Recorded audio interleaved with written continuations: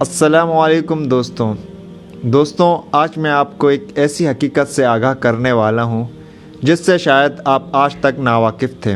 یہ واقعہ ہے سلطنت عثمانیہ کا، جو مسلمانوں کی ایک بہت ہی طاقتور عظیم الشان سلطنت تھی، جو کم و بیش 600 سال تک منظم رہی اور آدھی سے زیادہ دنیا پر حکومت کرتی رہی۔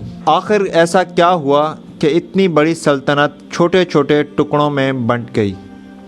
کیا کسی بڑی فوج نے اس پر حملہ کیا تھا، یا صرف ایک انگریز شخص کی چالاکی نے اس پوری سلطنت کو تباہ و برباد کر دیا؟ دوستوں، یہ داستان ہے ایک ایسے نوجوان کی جس نے تنہا وہ کام کر دکھایا جسے کئی ممالک کی فوجیں مل کر بھی نہ کر سکی تھیں۔ اگر آپ نے ابھی تک ہمارا چینل سبسکرائب نہیں کیا تو سبسکرائب کریں تاکہ ہماری ہر نئی آنے والی ویڈیو آپ تک بآسانی پہنچ سکے۔ یہ کہانی شروع ہوتی ہے 1907 عیسوی میں آکسفورڈ یونیورسٹی سے۔ تو دوستوں، آکسفورڈ جیسے اسکول میں پڑھنے والا ایک طالب علم تھامس لارنس، یہ لڑکا باقی اسٹوڈنٹ سے کافی الگ تھا۔ جہاں باقی لڑکوں کو کھیل کود اور اپنی ہم عمر لڑکیوں میں دلچسپی ہوتی، وہاں اسے دلچسپی تھی تاریخ کی ضخیم کتابوں سے۔ یہ اکثر تاریخی کتابیں، بالخصوص وہ کتابیں کہ جن میں صلیبی جنگوں کا تذکرہ ہو، بہت شوق سے پڑھا کرتا۔ یہ صلیبی لشکروں کے عروج و زوال، ان کی غلطیوں اور ناکامیوں پر غور و فکر کرتا اور خود ان کی جگہ محسوس کرتا۔ تھامس لارنس کا یہ جنون اس حد تک بڑھا کہ اس نے راستوں پر سفر کی ٹھانی کہ جن سے کئی صدیاں قبل صلیبی افواج گزر کر مسلمانوں پر حملہ ور ہوئی تھی۔ وہ مسلمان ممالک کے دوروں پر بھی نکلا۔ یہاں لارنس نے ان قلعوں کی سیر کی جو صلیبی افواج نے تعمیر کیے تھے، اور دوسری تاریخی نوعیت کی عمارات میں بھی مصروف تحقیق رہا۔ اس کی دلچسپیاں دیکھتے ہوئے اسے برطانوی محکمہ آثار قدیمہ میں ملازمت مل گئی۔ لارنس میں ایک خوبی یہ تھی کہ وہ مقامی زبانیں بڑی آسانی سے سیکھ لیا کرتا اور یہاں کے لوگوں میں ایسے گھل مل جاتا کہ جیسے ان کا ہی حصہ ہو۔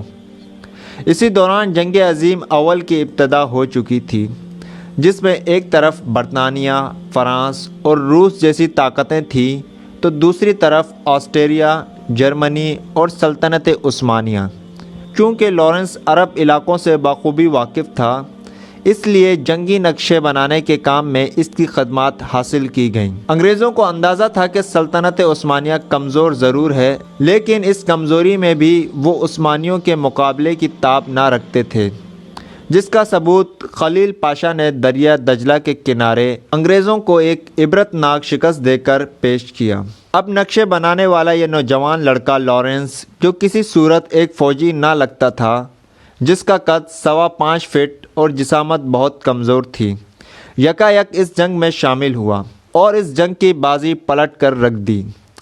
اس نے صلیبیوں اور مسلمانوں کے قدیم معرکوں کا بہت گہرائی سے مطالعہ کر رکھا تھا۔ وہ مسلمانوں کی طاقت اور ان کی کمزوریوں سے بخوبی واقف تھا۔ وہ جانتا تھا کہ مسلمانوں میں جب تک جذبہ جہاد موجود ہے، ہم ان کا کچھ نہیں بگاڑ سکتے۔ اس مسئلے کا حل لارنس نے یہ نکالا کہ مسلمانوں کو آپس میں لڑوا دیا جائے تاکہ جذبہ جہاد، تعصب اور قوم پرستی جیسی برائیوں میں دب کر رہ جائے۔ ملک عرب پچھلے 500 سال تک ترکوں کے زیر نگین تھا، جب سلطان سلیم اول نے اسے فتح کر کے سلطنت عثمانیہ کا حصہ بنایا تھا۔ لارنس کی حکمت عملی یہ تھی کہ عربوں کو ترکوں کے خلاف کر کے سلطنت عثمانیہ کو مشرق میں ہی دبوچ لیا جائے اور اسے یورپ کے معاملات میں دراندازی کا موقع ہی نہ مل سکے۔ چنانچہ وہ برطانوی حکومت کا آشیرواد دے کر جدہ پہنچا اور یہاں آ کر شریف مکہ حسین بن علی سے ملاقات کی۔ شریف مکہ حسین اور اس کے بیٹے فیصل کو لارنس کی طرف سے نہایت سنہرے خواب دکھائے گئے اور ان سے وعدہ کیا گیا کہ ترکوں کے خلاف بغاوت کی کامیابیوں کے بعد تمام سرزمین عرب پر ایک سلطنت قائم کی جائے گی، جس میں عراق و شام کے علاوہ فلسطین کے علاقے بھی شامل ہوں گے۔ اس سلطنت کی خلافت و بادشاہت شریف مکہ حسین کو دی جائے گی۔ یہاں لارنس نے اس جنگ میں درکار سامان، حرب اور وسائل کی ایک رپورٹ بنا کر برطانوی جنرل ایلن ہائی کے سامنے پیش کر دی۔ برطانوی افسران کو یہ حکمت عملی بے حد پسند آئی۔ انہوں نے عربوں کی امداد کرتے ہوئے بہترین اسلحہ اور بے تحاشا وسائل لارنس کے حوالے کر دیے۔ لارنس عرب قبائل کو متحد کرنے کی خاطر خوب دولت نچھاور کرتا۔ جہاں دولت سے بات نہ بنتی وہاں اس کے ساتھ نہایت حسین و جمیل جاسوس عورتیں بھی ہوتی، جن کا استعمال یہ اپنے مقابل کو راغب کرنے کی خاطر بخوبی کیا کرتا۔ لیکن زیادہ تر عرب صرف اپنی آزادی کے نام پر اس بغاوت میں شریک ہوئے۔ اب لارنس نے عربوں کی چھوٹی چھوٹی فوجوں کے ہمراہ ترکوں کی چھاونیوں پر حملے شروع کیے۔ اس کے علاوہ حجاز ریلوے لائن، جو عرب میں ترکوں کو سپلائی پہنچانے کا واحد ذریعہ تھی، لارنس نے جگہ جگہ سے تباہ کر دی۔ سپلائی کٹ جانے کی صورت میں ترک فوج شہروں میں محصور ہو کر رہ گئی۔ عربوں میں رہتے ہوئے اس نے بالکل عربوں جیسی وضاقتہ اختیار کر لی تھی۔ یہ عربی لباس پہنا کرتا، ان کے ساتھ نمازیں پڑھتا، جبکہ اسے بہت سی قرآنی آیات بھی حفظ تھیں، جنہیں بطور حوالہ یہ اکثر جگہ استعمال کیا کرتا۔ صحرائے عرب میں ایسے دشوار گزار راستے طے کرتا کہ عرب بھی اسے دیکھ کر حیران رہ جاتے۔ نڈر ایسا تھا کہ عورت کا بھیس بدل کر ترکوں کے خیمے میں گھس جایا کرتا، جبکہ ترک اس کی تلاش میں پیسہ پانی کی طرح خرچ کر رہے تھے۔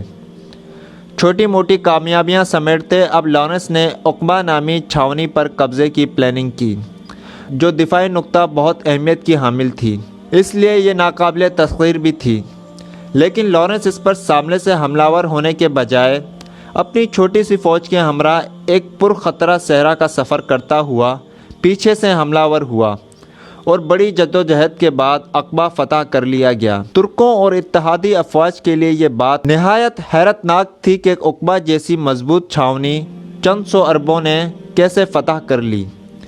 لارنس نے اس پر بس نہیں کیا، بلکہ وہ مختلف چھوٹی بستیوں اور قصبوں پر یلغار کرتا پہلے ڈیرہ اور پھر دمشق تک جا پہنچا، اور پھر دمشق پر بھی بغیر کسی بیرونی امداد کے عربوں کا قبضہ ہو گیا۔ جرمنی اور سلطنت عثمانیہ کی شکست پر اس جنگ کا اختتام ہوا۔ اس جنگ میں پوری برطانوی فوج نے سلطنت عثمانیہ کو اتنا نقصان نہ پہنچایا تھا کہ جتنا اس 5 فٹ 4 انچ کے انگریز لارنس نے پہنچایا۔ اب وقت آتا ہے وعدے وفا کرنے کا، جو لارنس کی جانب سے عربوں کے ساتھ کیے گئے، جن میں ایک وسیع و عریض عرب ریاست کا قیام تھا۔ لیکن سلطنت عثمانیہ کے بہترین حصوں کو پہلے ہی روس، برطانیہ اور فرانس آپس میں تقسیم کر چکے تھے۔ عربوں کو صرف ایک بے آب و گیا ریگستانی علاقے کے علاوہ کچھ نہ مل سکا۔ جنگ عظیم اول کا سب سے بڑا نقصان مسلمانوں کو ہوا، جب ایک مستحکم مسلم ریاست کی جگہ مسلمان کئی چھوٹے چھوٹے ٹکڑوں میں بٹ گئے،